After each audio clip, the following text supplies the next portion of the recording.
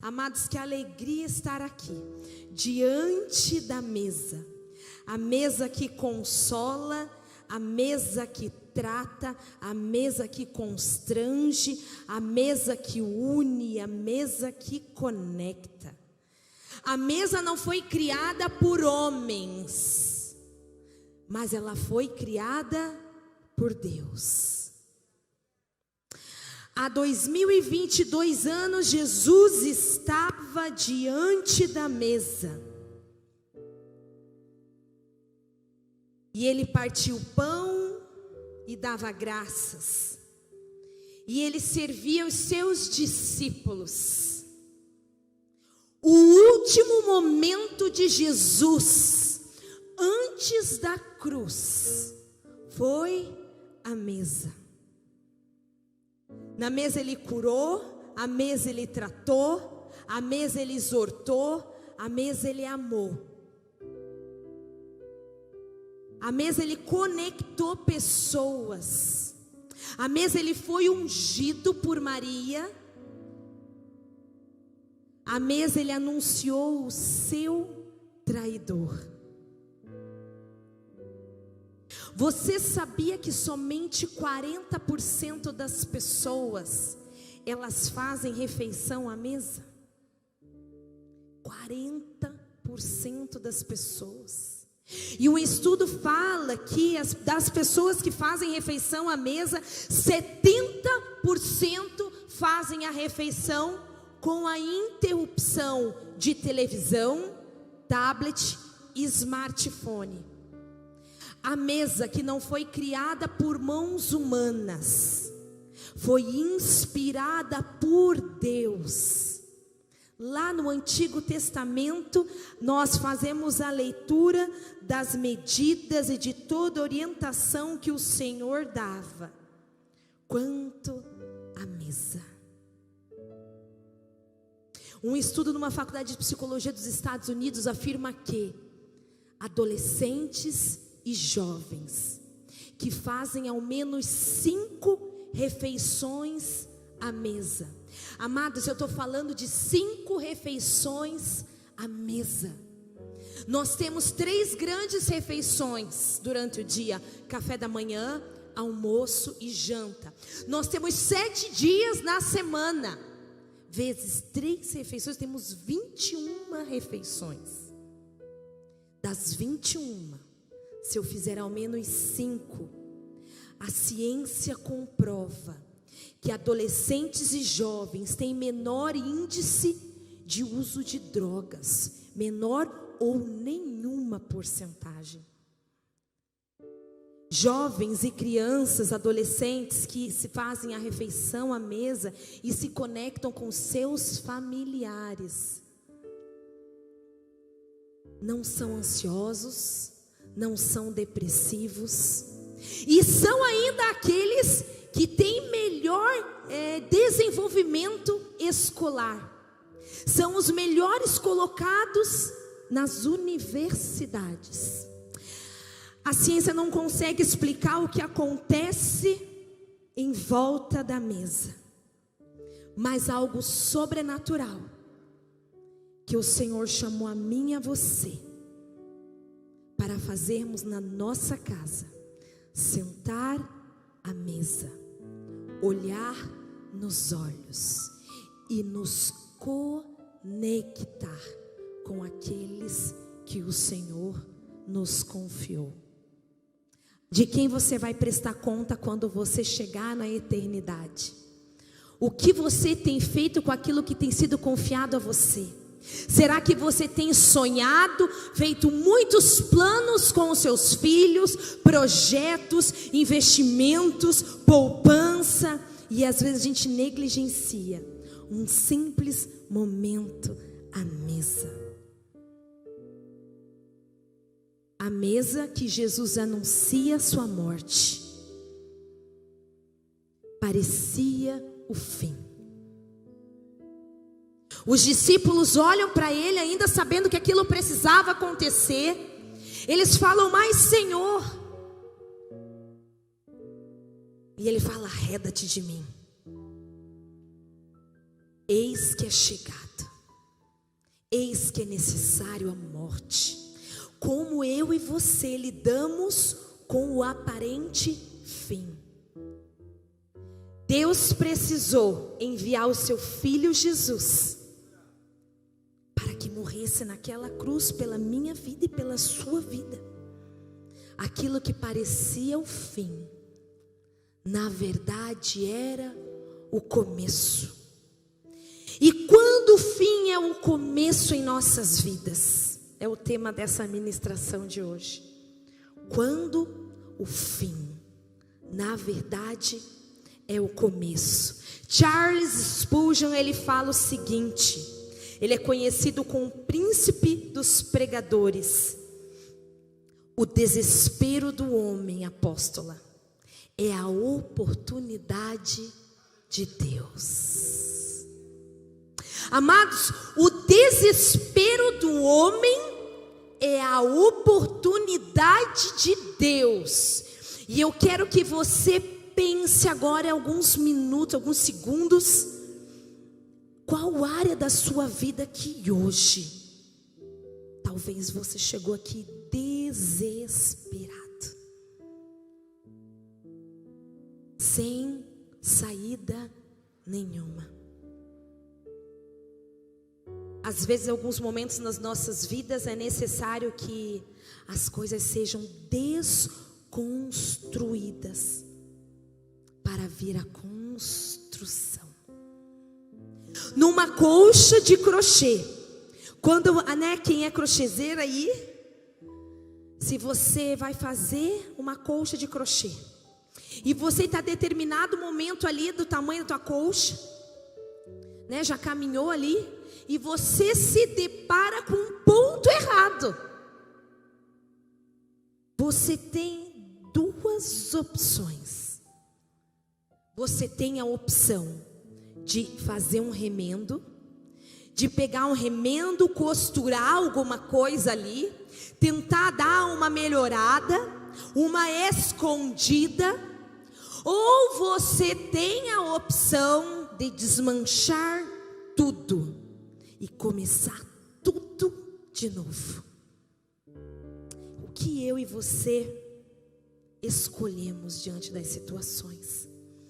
Podemos remendar, podemos esconder, mas em algum momento que alguém tirar aquele remendo, tirar aquilo que está cobrindo aquele ponto errado, provavelmente essa colcha vai se desfazer. E pode se desfazer no momento que você não está preparado para que ela se desfaça. E eu pergunto, nas nossas vidas, será que nós remendamos, damos um jeitinho, ou a gente visualiza e recomeça tudo de novo? A palavra de Deus fala que as misericórdias do Senhor, elas se renovam a cada manhã. Sabe por quê? Porque Deus nos dá uma chance a cada manhã.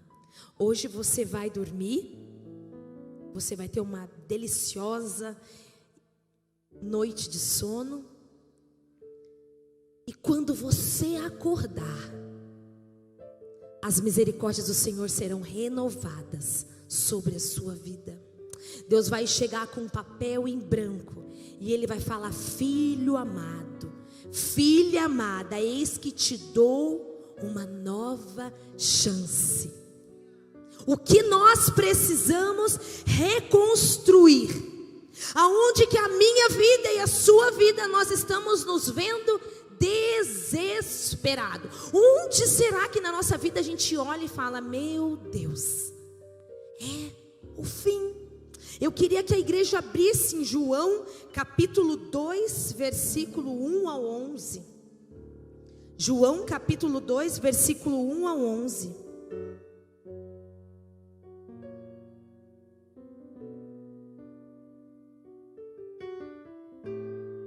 Amém, igreja? João capítulo 2, versículo 1 ao 11. E fala o seguinte: 3 dias depois houve um casamento em Caná da Galileia, achando-se ali a mãe de Jesus. Jesus também foi convidado com os seus discípulos para o casamento. Tendo acabado o vinho, a mãe de Jesus lhe disse: eles não têm mais vinho. Mas Jesus lhe disse: mulher, que tenho eu contigo? Ainda não é chegada a minha hora. Então ela falou aos serventes: fazei tudo o que ele vos disser. Amados, repita comigo: fazei tudo o que ele vos disser. Estavam ali 6 talhas de pedra que os judeus usavam para as purificações, e cada uma levava 2 ou 3 metretas. Jesus lhe disse: enchei de água as talhas, e eles as encheram totalmente. Então lhes determinou: tirai agora e levai ao mestre-sala. Eles o fizeram. Tendo o mestre-sala provado a água transformada em vinho, não sabendo de onde viera, se bem que sabiam os serventes que havia tirado a água, chamou um noivo e lhe disse: todos costumam pôr primeiro o bom vinho, e quando já beberam fartamente, servem o inferior. Tu, porém, guardaste o bom vinho até agora. Com este deu Jesus princípio aos seus sinais em Caná da Galileia. Manifestou a sua glória, e os seus discípulos creram nele. Amém? Feche os seus olhos em nome de Jesus, para a gente ter mais uma palavra de oração. Pai, eu te agradeço, Deus, porque o Senhor é Deus ontem, hoje e será eternamente. Obrigada, Deus, porque essa palavra é tua e ela se renova sobre nós a cada dia. Obrigada, Espírito Santo de Deus, porque você está aqui neste lugar, porque nós podemos sentir a tua presença, Senhor. Espírito Santo, que possa fluir rios de águas vivas aqui neste altar, Pai, e que esta palavra possa entrar, Deus, em nossas mentes, em nossos corações, como espada do Senhor. Pai amado, em nome de Jesus, venha, Deus, sobre as nossas vidas e libera, Deus, tudo que está reservado, Deus, aí do céu sobre esta igreja, Deus, em nome de Jesus. Que toda voz humana seja calada, Pai, que somente o fluir do Teu Espírito, Senhor, venha sobre as nossas vidas, em nome de Jesus, amém. Amém, amados. Nós lemos agora, provavelmente algum dia você leu essa passagem da Bíblia que fala sobre as bodas em Caná da Galileia, né? Um casamento no qual Jesus, ele havia sido convidado. Fala para a pessoa que está ao seu lado: Jesus havia sido convidado. Amados, Jesus havia sido convidado. Jesus havia sido convidado. E deste casamento, quando acaba o vinho, vem o quê? Amados, quando acaba o vinho, o que vem nesse casamento? O milagre. Quando acaba o vinho, vem um milagre.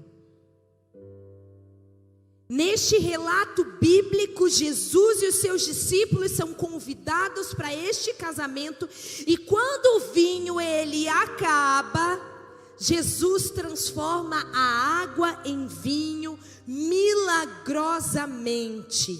Mas nós percebemos, eu e você, que para chegar este milagre de haver ou não vinho, nós temos um percurso aí. E na Bíblia, o que significa o vinho. Essa palavra, o vinho, quando se refere ao vinho, porque às vezes quando a gente vai olhar aqui, né, somente no texto, nós vamos pensar, havia comida e havia bebida, havia algumas coisas para eles comerem e havia vinho para eles tomarem. Mas na palavra de Deus, o vinho, ele significa a alegria. Será que existe alguma área da minha vida e da sua vida aonde a alegria acabou? Aonde não tem mais alegria? Mas quando Jesus está presente, é aí que se estabelece a diferença. Milagres acontecem e Ele traz vinho novo, onde já não mais existia. Qual área da nossa vida está faltando vinho? Está faltando alegria? Talvez você tenha alegria no teu trabalho, mas às vezes você não tem alegria no seu casamento.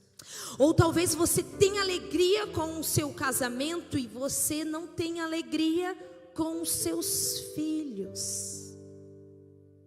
Talvez você tenha alegria no seu casamento, tenha alegria com os seus filhos, mas não tenha alegria com a sua história de vida, com aquilo que você enxerga, com o legado que você está deixando, ou com aquilo que você um dia viveu. Amados, está tudo bem se não tiver tudo bem. Vocês entenderam o que eu falei? Está tudo bem se não está tudo bem. Vai ficar tudo bem se aparentemente está tudo um caos. Está tudo bem se é o fim. Jesus, quando ele estava na mesa com os seus discípulos, ele se despede, ele anuncia o seu traidor. Aparentemente os seus discípulos estavam ficando órfãos, mas dali para frente existe um propósito através daqueles 11 homens e através do 12 também,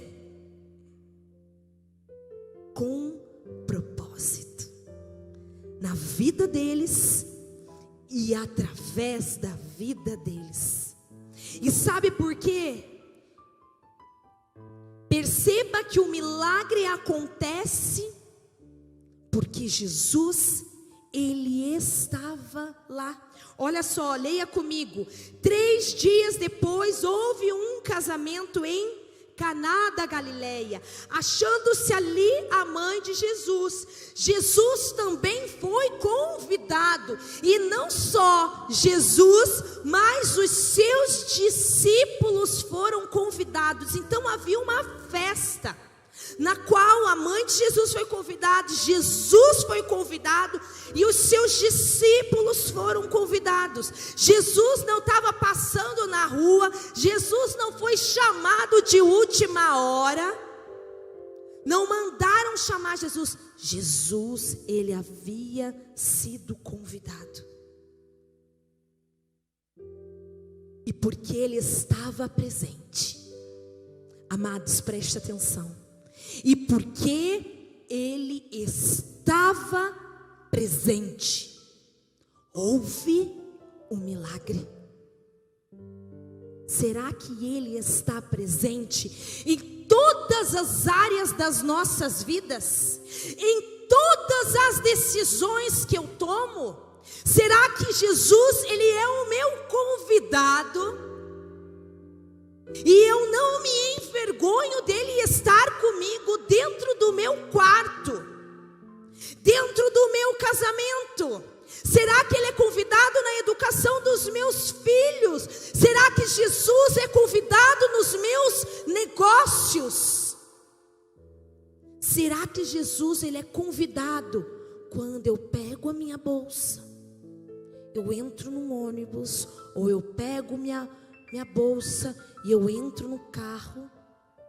Amanhã, quando você levantar, Deus vai levantar uma folha em branco, porque as misericórdias do Senhor se renovam a cada manhã.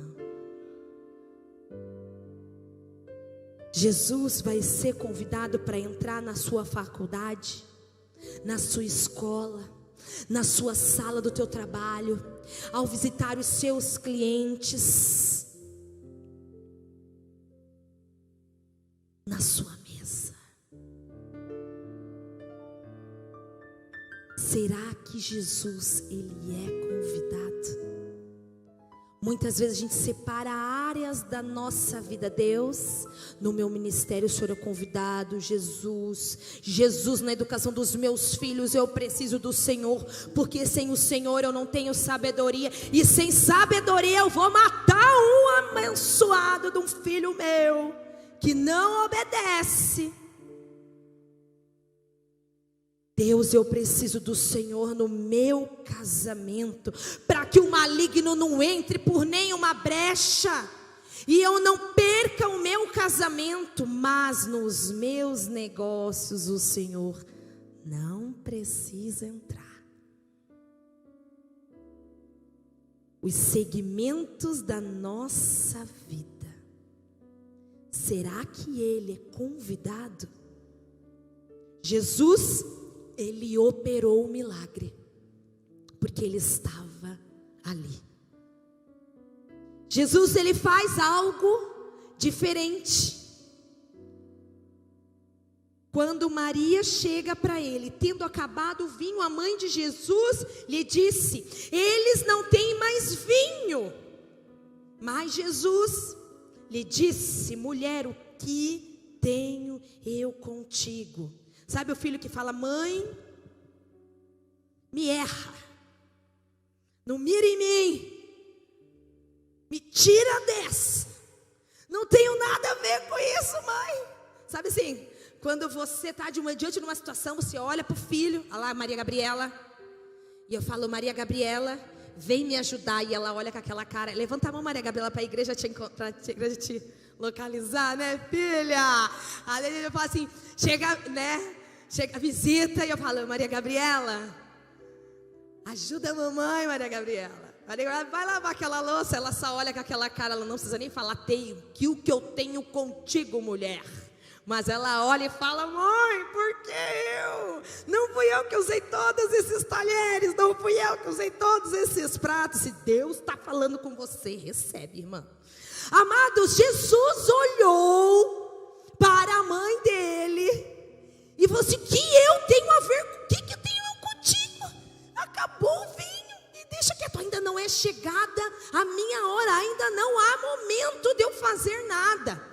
Maria, mãe que é, deu uma ajeitada de ombro, virou para os servos, porque ela sabia do poder que existia naquele que estava presente naquele lugar. E quando Jesus está presente, não há caos que continue, não há derrota que prevaleça. Por quê? Porque Jesus, ele está presente. E ela olha para os servos e ela fala: façam tudo o que ele disser. Simplesmente obedeçam. Jesus, ele faz o quê? Ele manda encher as talhas. As talhas eram as pedras, uns recipientes, que elas comportavam em torno de 120 litros de água. Haviam 6 talhas, então nós estamos falando aí de quase 700 litros de água. Imagine aqueles servos, aqueles funcionários já tinham servido, né? Aquela muvuca deliciosa de casamento, né? Eu amo um casamento. né? E você vai para cá, e você vai para lá. E eu amo até trabalhar num casamento. A gente tem uma chácara e volta e meia o pessoal, pastora, a gente pode fazer lá o casamento nessa chácara. Às vezes a pessoa não tem, né, condição de alugar um lugar para gente abençoar, é para abençoar. E a gente, para que eu falo sim? Porque eu me envolvo, eu decoro, a gente arruma e corre atrás disso. Mas gente, eu amo, é muito lindo ver o que Deus está fazendo na construção de um novo lar, na construção de uma nova família. E é tremendo, e aquele movimento mais é cansativo. Imagino tanto que essas pessoas vão trabalhar. E daí vem Jesus e fala: enchei as talhas. E eles olham e falam assim: mas as talhas é onde as pessoas se purificavam, lavavam as mãos, lavavam os pés, para entrarem nos lugares. Na verdade era um ritual que as pessoas faziam, de purificação. E aqueles servos carregam quase 720 litros de água. Agora eu fico imaginando, eles olharam assim: meu Deus, agora nós vamos ter que encher todas essas talhas de água. Jesus não tem uma outra forma de fazer que tenha vinho. Mas eles obedecem. Eles não questionam. O que você faria no lugar desses servos? Qual é sua reação diante de uma palavra que ao primeiro momento parece loucura? Você tem uma necessidade, você tem às vezes um caos, e você recebe uma palavra, e você olha e parece loucura. Esses servos tinham uma necessidade naquele local. Um casamento, um caos instalado. Por quê? Porque a falta de vinho era uma desmoralização para aqueles noivos, e eles ficariam marcados. Mas eles obedecem. E quando a gente vai pensar em encher 6 talhas, 720 litros, nós podemos lembrar de alguém na Bíblia chamada Rebeca. Quando Abraão, ele manda o seu servo em busca de uma esposa para o seu filho, e ele fala o seguinte: vá em busca. E eu quero que você abra lá em Gênesis capítulo 24, versículo 19.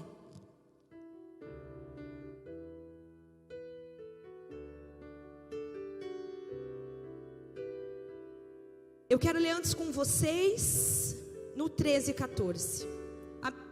12. E disse consigo: ó Senhor, Deus do meu Senhor, esse foi o servo de Abraão, rogo-te que me acudas hoje. Olha, ele tinha uma missão, que ele foi enviado em nome do seu Senhor. Rogo-te que me acudas hoje e uses de bondade para com meu senhor Abraão. Eis que estou ao pé da fonte de água, e as filhas dos homens dessa cidade saem para tirar água. Dai-me, pois, a moça a quem eu disser: inclina o cântaro para que eu beba. E ela me responder: bebe, e darei ainda de beber aos teus camelos. Seja a que designaste para o teu servo Isaque, e nisto verei que usaste de bondade para com o meu Senhor. Versículo 19.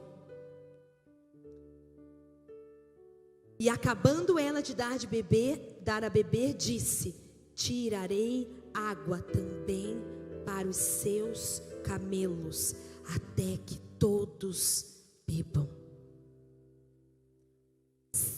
Amados,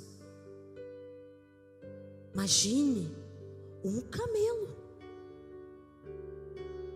depois de uma viagem,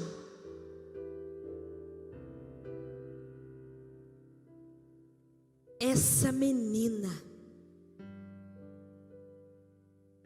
ela dá de beber a todos. Ela vai além.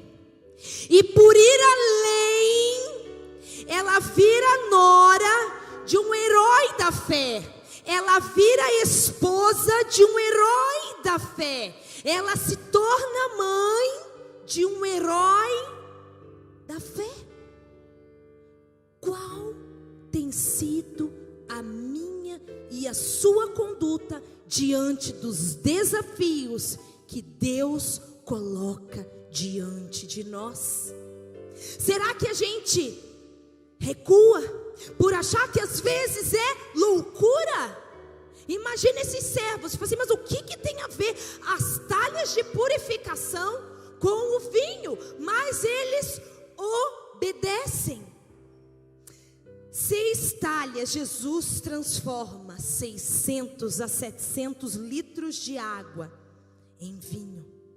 E a qualidade de vinho era a melhor, ao ponto deste mestre-sala provar e ele falar o seguinte: por que serviram o melhor vinho quando o outro já, no final da festa?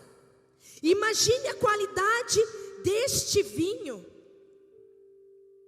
Amados, a Bíblia fala que um choro pode durar uma noite. Você está chorando? Você está chorando? Um choro pode durar uma noite, mas a palavra de Deus fala: a alegria, ela vem pela manhã. O livro de Ruth, ele é desenvolvido dentro de um contexto familiar. Percebemos uma família que encontra fome, crise financeira, doença e morte. E é assim que inicia o livro de Ruth, falando sobre catástrofe, falando sobre perda, falando sobre luto, falando sobre fome. Imagine uma família sobre vergonha naquela época. Não é igual hoje, aonde a gente, às vezes, as mulheres que estão enlutadas, viúvas, que elas têm chance de reconstruir a sua vida de uma forma muito, é dolorosa, porque o luto é doloroso, mas é diferente daquela época. Ela perde a dignidade, ela perde o respeito, ela se torna uma mulher desenganada. O livro de Ruth começa com fome, com crise financeira, com doença e com morte.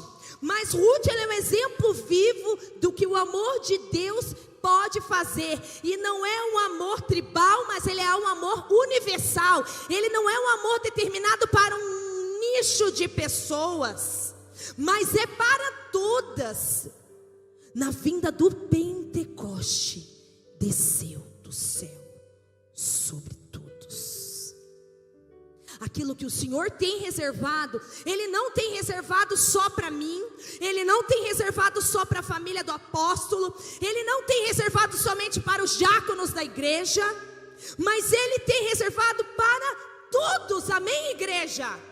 Amém? Ele tem reservado para todos. Imagine a vida de Ruth. O livro de Ruth começa com morte, termina com o nascimento do seu filho. Começa com falência financeira, termina com fartura. Ela se casa com Boaz. Imagine, ela foi resgatada. Começa com uma família sendo destruída pela morte, mas termina com a felicidade de um casamento. Começa com fome, termina com bonança. Quando tudo parece perdido, começa o milagre. Amém? Quando tudo está perdido, começa o milagre. Quando você não está mais enxergando mais nada, quando você acha que é o fim, quando você está diante do mar e os egípcios estão vindo em sua direção, é quando o Senhor fala: abre o mar e avança. E o povo avança, e o povo avança, e atrás vem os egípcios. E após o momento que esse povo passa pelo mar, os egípcios entram e são tragados. O fim é o início da vitória.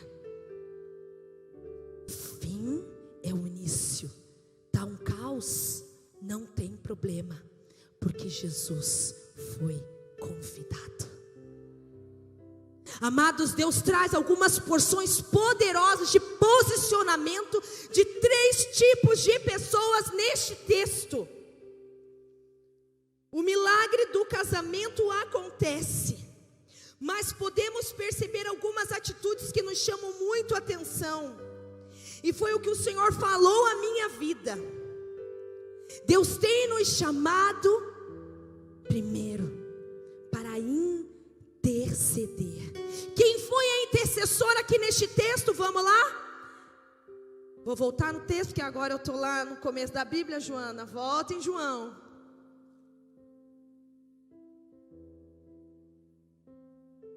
Tendo acabado o vinho, a mãe de Jesus lhes disse: eles não têm mais vinho. Mas Jesus lhes disse: mulher, que tenho eu contigo? Ainda não é chegada a minha hora. Ela então fala aos seus serventes: fazei tudo o que ele mandar. Ela foi até Jesus e ela clamou por milagre. Ela foi uma intercessora. Ela foi até Jesus e ela clama por milagre. Ele nos chama não só sermos intercessores. Algumas situações nós seremos intercessores, outras situações precisamos ser simplesmente obedientes. E olha só, então ela falou aos serventes: fazem tudo o que ele vos disser. Estavam ali 6 talhas de pedra que os judeus usavam para as purificações, e cada uma levava 2 ou 3 metretas. Metretas é uma medida, né? Como a gente fala litro, aqui uma metreta eram 30 litros. Cada metreta equivalia a 30 litros. Jesus, olha lá, chegou e disse: enchei de água as talhas. Jesus chegou e disse: enchei de água as talhas. Imagine se eles olhassem para Jesus e falassem: mas por quê que a gente não pega os cântaros? Por que a gente não pega os recipientes aonde estavam os vinhos? Eu preciso encher as talhas. Por quê? Porque Deus usa o improvável para confundir o provável. Então Ele quer fazer através da minha vida, Ele quer fazer através da sua vida, sem resquício do antigo. Ele pega um lugar novo, de um local improvável. Estes homens, eles não questionaram. O que eles fizeram? Encheram totalmente. Essas pessoas, esses servos, eles obedeceram sem questionar, ainda que não estavam entendendo nada. E eles estavam, imagina eles lá, meu Deus do céu, um comentando: o que tem a ver essas pedras aqui, essas talhas? Por que nós estamos enchendo isso tudo, se os convidados já estão aí, a purificação já aconteceu, e a gente está aqui enchendo tudo isso de novo? O que nós vamos fazer? E era a talha, não era pouca água não, era 700 litros de água. E esses homens assim, está no final da festa, um caos instalado, Jesus manda encher as talhas de purificação. Sabe por quê? Deus tem os métodos dele. Sabe quando a palavra de Deus fala que Ele vai além de tudo que pedimos ou pensamos? Os sonhos do Senhor são mais altos do que o nosso. A gente pode se achar muito inteligente, muito estrategista. Deus, Ele vai além, e de um local que você nunca imaginou. Estes homens, eles visualizaram. Imagino eles tremendo. Eu imagino eles colocando, e ele falou assim: meu Deus. E aí Jesus fala o que para eles? A igreja está aqui comigo, amém? Então lhes determinou: olha só, tirai agora e levai ao mestre Sala. e eles o fizeram. Imaginem estes homens, esses servos, colocando, terminou, e daí eles falam. Aí ele fala: agora você tira essa água daí e leva para ele. Ele fala assim: meu Deus do céu, pirou de vez. Jesus quer que a gente sirva água, mas acabou é o vinho. E à medida que eles pegam, não vem água, vem vinho. Eles visualizaram o milagre a olhos, porque eles obedeceram. Do local mais absurdo, do local mais improvável, eles obedeceram. Deus tem nos chamado também a descansar nele. Amados, nós vemos aqui os noivos. Os noivos tiveram alguma preocupação? Os noivos ficaram preocupados porque não tinha vinho? Não, nem ficaram sabendo que não tinha vinho. Estavam lá comemorando as bodas, dando um monte de beijo e abraço, dançando, se alegrando. Mas eles tinham feito algo que permitiu que eles entrassem no descanso. Sabe o que? Eles convidaram Jesus. Não berraram na esquina, não mandaram alguém buscar Jesus. Não deu tempo desses noivos serem envergonhados. Por quê? Porque Jesus, ele havia sido convidado. Ele estava lá, e porque ele estava presente, esses noivos, eles experimentaram a provisão de Deus. A Bíblia fala que melhor é a casa que tem luto do que a casa que tem festa. Sabe por quê? Porque na casa que tem festa, muitas vezes esquecem de Jesus. Na casa que há fartura, muitas vezes não levamos em consideração e não convidamos Jesus para estar no meio. Sabe por quê? Porque não tem falta. Não houve necessidade, mas esses noivos, eles têm uma postura diferenciada. Jesus é convidado. Imagine que convidado, que eles convidam Jesus, e ele sabe que onde anda um, anda todos. Eles chamam os discípulos também, porque eles deviam estar pensando assim: bom, se a gente não chamar o discípulo, vai que Jesus não vem, né? Então chama todo mundo igual, e a gente está aí com os discípulos aí. Que coisa boa, que coisa linda, né? Como se a gente chama, e Jesus era tão importante, era tão convidado, VIP, que ele chama os discípulos também. Imagine a questão que esses noivos faziam que ele estivesse ali. Mas nesta festa, mesmo sendo festa, houve provisão no meio do caos, porque Jesus estava ali.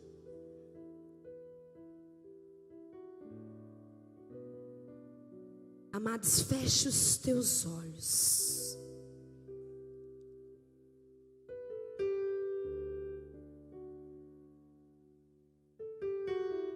Desfazer tudo e começar novamente muitas vezes parece loucura.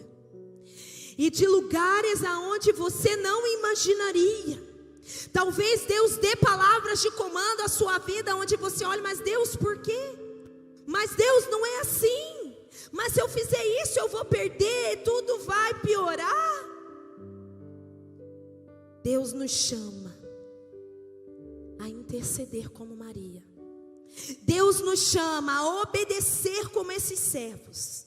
Deus nos chama a descansar como estes noivos. Qual tem sido a palavra de direção de Deus em sua vida? Para Ele, por meio dEle, são todas as coisas. Não existe nada que saia do do controle do Senhor. Tudo está no poder de suas mãos. Se Jesus está presente, não há por que temer. Se Jesus está presente, haverá provisão. Se Jesus está presente, haverá milagre. Sabe por quê? Porque Jesus está presente. Jesus não foi chamado de última hora. Jesus, ele estava ali. E porque ele estava ali, houve o milagre. Oh Deus, colocamos, oh Pai, as nossas vidas, Deus, em teu altar.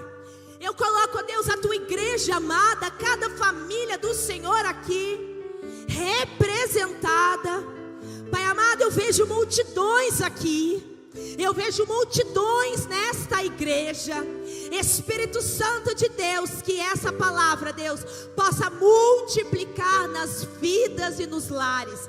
Que os teus filhos, Deus, eles deem passo de fé. Por mais que a palavra que o Senhor tem liberado a vida deles, Pai amado, aos olhos humanos parece loucura, mas eles caminharão por fé e não por olhos, porque eles sabem o Deus que eles servem.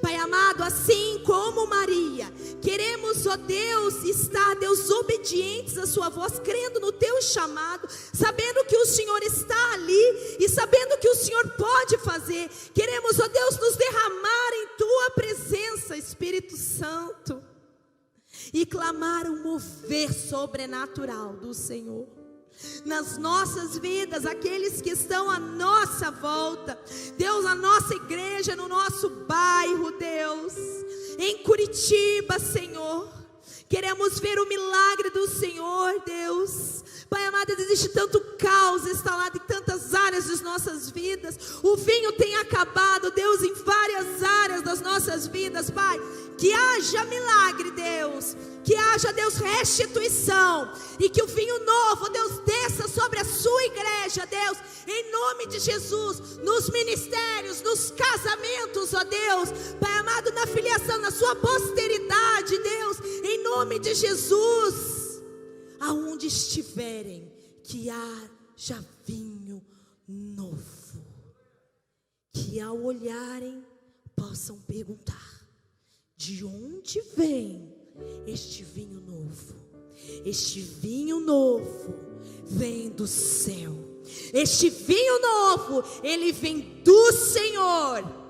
Ó Deus, queremos, ó Pai amado, tomar posse desta palavra, que nos leva a entrar no sobrenatural do Senhor.